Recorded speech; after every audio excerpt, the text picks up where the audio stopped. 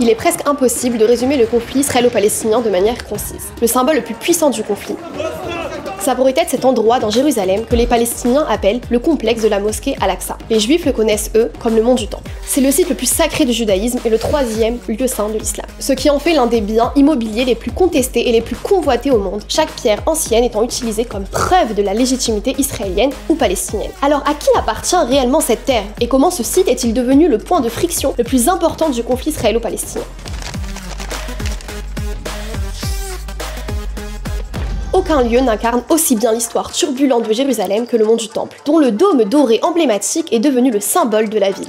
C'est ici que se rencontrent les histoires, les espoirs et les aspirations de 3 religions. Mais si chacun le revendique comme sien, à qui appartient-il vraiment? Pour répondre à cela, il faut commencer par le début. Et je veux vraiment dire le début. Dans la tradition juive, la grande pierre plate au milieu du complexe du mont du Temple est le centre de l'univers. C'est là que Dieu aurait insufflé la vie à Adam, où Abraham a failli sacrifier son fils et où le roi Salomon a consacré un temple à Dieu il y a 3000 ans. Les temples étaient monnaie courante dans le monde antique, mais pas pour les Juifs qui avaient un seul temple portatif connu sous le nom de Mishkan, qui les accompagnait depuis des centaines d'années durant leurs errances dans le désert après avoir quitté l'Égypte. Salomon voulait transformer ce temple portatif en un temple permanent qui pourrait attirer des pèlerins de tout le pays. À l'époque, les Israélites étaient les seuls monothéistes du monde et leur beau temple faisait rayonner la gloire du seul vrai Dieu. Alors, le roi investit des ressources considérables pour faire de son temple un lieu très particulier. Salomon a eu ce qu'il voulait. Les empereurs et les rois affluaient à Jérusalem avec des offrandes et des cadeaux. Et des armes. Et des ambitions impérialistes. Et de la violence. Maintenant, ça commence à ressembler à la Jérusalem que vous connaissez. Pendant 400 ans, le temple de Salomon a été le lieu central du judaïsme. Sa renommée s'étendait aux coins les plus reculés de l'Europe et de l'Afrique. Si Jérusalem valait un prix, situé au carrefour de l'Asie et de l'Afrique, alors le temple était le joyau de la couronne. Mais le problème à propos des prix, c'est que tout le monde en veut un, y compris les néo-babyloniens, qui ont jeté leur dévolu sur Jérusalem au 6e siècle avant notre ère. Les Juifs n'étaient pas enchantés à l'idée de se soumettre à un empire plus grand, mais les néo-babyloniens n'ont pas apprécié d'être jetés. Ils ont mis Jérusalem à sac, détruit le temple et emmené en exil un grand nombre de Judéens. On peut parler d'une réaction excessive. Mais ensuite, quelque chose d'incroyable s'est produit. Le souverain perse Cyrus le Grand est monté au pouvoir et a permis aux Juifs de retourner dans leur patrie et de reconstruire leur temple. 71 ans après la destruction du premier temple, le second temple était prêt à l'usage. Comme le précédent, le second temple était magnifique. Surtout après que le roi romain fantoche, Hérode, ait commencé les expansions au 1er siècle avant notre ère.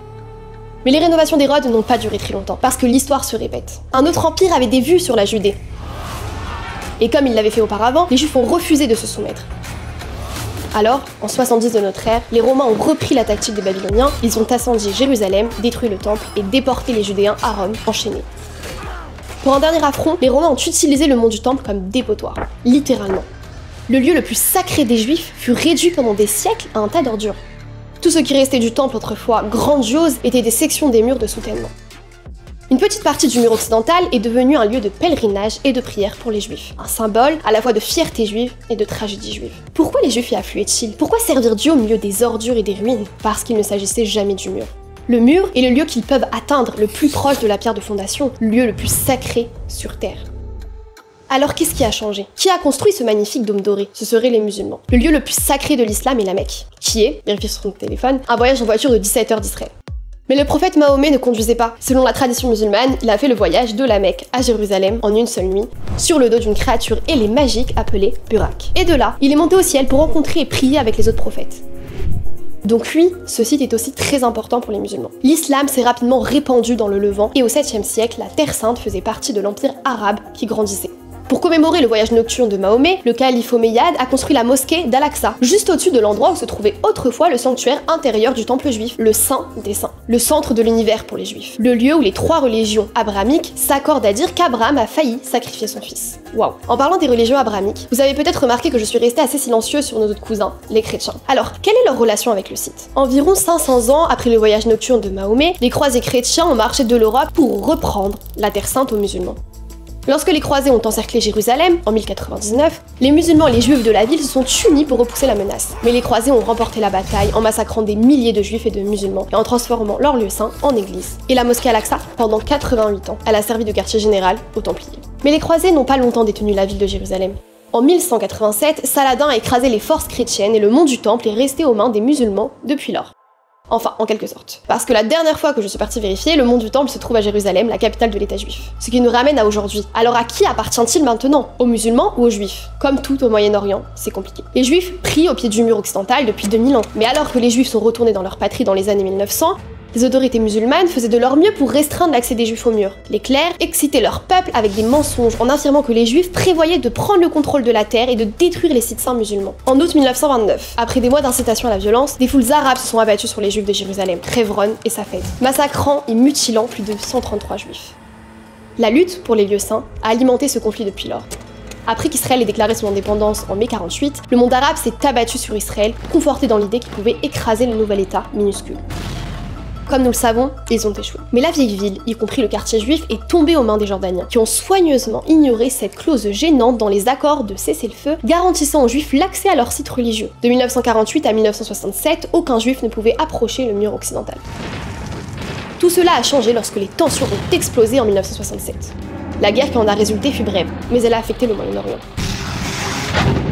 En 6 jours, Israël a considérablement élargi ses frontières et repris le contrôle de la vieille ville. Aucun Israélien vivant à l'époque n'oubliera jamais l'annonce du chef d'état-major de Tsahal, Moter Gur. Harabait Beyadenu, le mont du Temple est entre nos mains. En une semaine, 250 000 de juifs avaient afflué au mur. Après 2000 ans d'attente, le mont du Temple était de nouveau sous contrôle juif. Les musulmans du monde entier n'étaient pas très heureux à l'idée que les juifs contrôlent le mont du Temple. De plus, la loi juive énonce de nombreuses règles concernant l'autorisation à entrer dans le temple. Même à l'époque du temple, les juifs ordinaires étaient interdits d'entrer dans certaines zones. Ça n'a plus été un problème pendant 2000 ans. Mais avec le mont du Temple, entre les mains des juifs, les autorités israéliennes ont dû prendre des décisions. La victoire miraculeuse de 1967 avait ouvert des nouvelles perspectives complexes. En fin de compte, la tradition juive et la pression musulmane ont fait le poids, et depuis 1967, les juifs ne sont pas autorisés à prier sur le mont du Temple.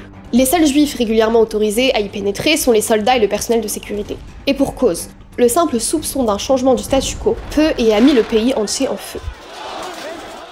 Les forces israéliennes peuvent entrer sur le mont du Temple à tout moment pour des raisons de sécurité. Mais le contrôle et l'entretien du site reposent finalement sur un trust musulman financé par la Jordanie, connu sous le nom de Waqf islamique de Jérusalem. Ce qui signifie que le site le plus sacré du judaïsme est sous contrôle du troisième site le plus sacré de l'islam, situé dans un territoire contrôlé par Israël et confié à une organisation religieuse musulmane financée par un autre pays. Simple non, choquant qu'il y ait eu la moindre controverse ici. Le Waqf et les autorités israéliennes ont eu quelques désaccords pointus au fil des ans, à propos de tout, de la recherche archéologique à la présence de détecteurs de métaux. En 1999, le Waqf a décidé de construire une sortie de secours dans une des mosquées du mont du Temple.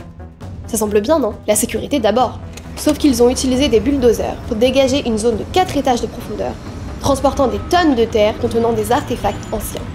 Comme l'a dit l'historien israélien Eyal Meron, une brosse à dents serait trop grande pour brosser le sol et ils l'ont fait avec des bulldozers. Vous pouvez deviner ce qui s'est passé ensuite. Les Juifs ont accusé le Waqf de détruire des preuves archéologiques de la présence juive ancienne sur le site. L'archéologue en chef du Waqf a répondu « Chaque pierre résulte du développement musulman. Si quelque chose a été détruit, c'est l'héritage musulman. » La controverse fait du conflit israélo-palestinien un conflit religieux, avec le mont du Temple utilisé comme un raccourci pour prouver sa légitimité de chaque côté. C'est comme si tout le monde avait peur d'admettre que l'autre côté pourrait avoir une revendication ou une connexion historique au site, comme si admettre la revendication de l'autre enlevait à la validité de la sienne. Dans cette mentalité du tout ou rien, il n'y a pas de compromis possible. Vous êtes soit un gagnant, soit un perdant. Et personne ne veut être un perdant, surtout au Moyen-Orient. C'est pourquoi tant de Palestiniens refusent d'admettre que les Juifs ont une revendication sur le site, en invalidant les montagnes de preuves historiques. En 1929, un historien du Waqf écrivait qu'il était indiscutable que le mont du Temple était le site du Temple de Salomon. Pourtant, en 2010, l'autorité palestinienne a publié une étude affirmant que le Kotel n'était pas un site saint juif du tout, mais une partie de la mosquée Al-Aqsa. Voici une citation. « Ce mur n'a jamais fait partie du soi-disant mont du Temple, mais la tolérance musulmane a permis aux juifs de se tenir devant lui et de pleurer sur sa destruction. » Sympa, non? Je pourrais rester ici et rire de la tentative flagrante de l'autorité palestinienne d'effacer le fait gênant que la présence juive au mont du Temple précède de bien plus de 2000 ans la conquête de Jérusalem par l'Empire arabe. Mais la rhétorique de cette autorité, tout comme la rhétorique qui a incité les massacres de 1929, s'infiltre dans les esprits des gens ordinaires, avec des conséquences violentes. Aujourd'hui, les musulmans et les non-musulmans appellent l'ensemble du complexe, pas seulement la mosquée Al-Aqsa, Al-Aqsa. Ces 3 syllabes ont servi de cri de ralliement attisant la haine des musulmans contre les juifs. C'est tout Al-Aqsa a fulminé un jeune homme arabe pendant la guerre de 11 jours entre Israël et le Hamas en mai 2021. C'est tout Al-Aqsa. Voilà, tout le conflit concentré dans un complexe de 14 hectares. Alors, à qui appartient le monde du temple? Je pense qu'au-delà de la politique, des guerres et des combats, chaque juif et chaque arabe conviendrait qu'il n'y a en réalité qu'un seul véritable propriétaire. Mais en l'absence d'un signe du ciel, il nous incombe de trouver comment partager cet espace sacré.